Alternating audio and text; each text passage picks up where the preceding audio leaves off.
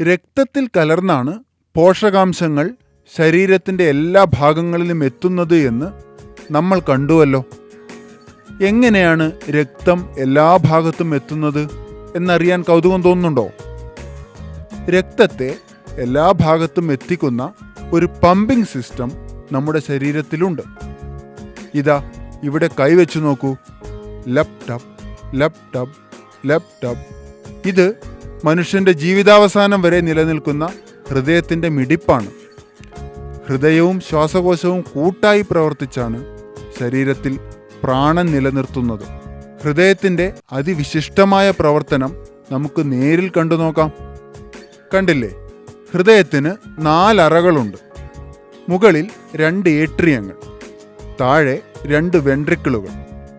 Oxygen കുറവുള്ളതും carbon dioxide കൂടുതലുള്ളതുമായ രക്തം ശരീരത്തിൻ്റെ വിവിധ ഭാഗങ്ങളിൽ നിന്നും ഊർധ്വമഹാസിര അഥവാ സുപ്പീരിയർ വീനക്കാവ, അധോമഹാസിര അഥവാ ഇൻഫീരിയർ വീനക്കാവ എന്നീ 2 മഹാസിരകൾ വഴി വലത്തെ ഏട്രിയത്തിൽ എത്തുന്നു.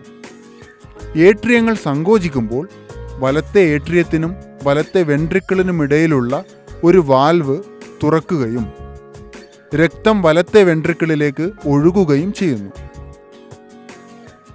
പിന്നീട് വെൻട്രിക്കിളുകൾ സങ്കോചിക്കുമ്പോൾ രക്തം ശ്വാസകോശ ധമനികൾ അഥവാ പൾമണറി ആർട്ടറീസ് വഴി ശ്വാസകോശങ്ങളിലേക്ക് പ്രവഹിക്കുന്നു.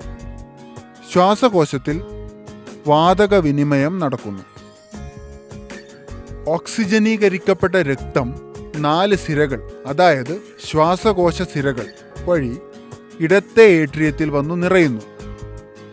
ഏട്രിയങ്ങൾ സങ്കോചിക്കുമ്പോൾ ഏട്രിയോ വെൻട്രിക്കുലർ വാൽവ് വഴി ഓക്സിജൻ കൂടുതലുള്ള ഈ രക്തം ഇടത്തെ വെൻട്രിക്കിളിലേക്ക് ഒഴുകുന്നു. വെൻട്രിക്കിളുകൾ സങ്കോചിക്കുമ്പോൾ ഈ രക്തം മഹാധമനിയിൽ എത്തുന്നു. അയോർട്ടയിലെത്തിയ രക്തം ശരീരത്തിൻ്റെ എല്ലാ ഭാഗങ്ങളിലും എത്തുന്നു. ഓക്സിജൻ കലർന്ന ഈ രക്തം കോശങ്ങളിൽ എത്തുമ്പോൾ ഓക്സിജൻ വിട്ടുകൊടുക്കുകയും കോശങ്ങളിലെ കാർബൺ ഡയോക്സൈഡിനെ സ്വീകരിക്കുകയും ചെയ്യുന്നു. കാർബൺ ഡയോക്സൈഡ് അധികമുള്ള ഈ രക്തം വീണ്ടും ഹൃദയത്തിലെത്തി അതിൻ്റെ സഞ്ചാരം തുടരുന്നു.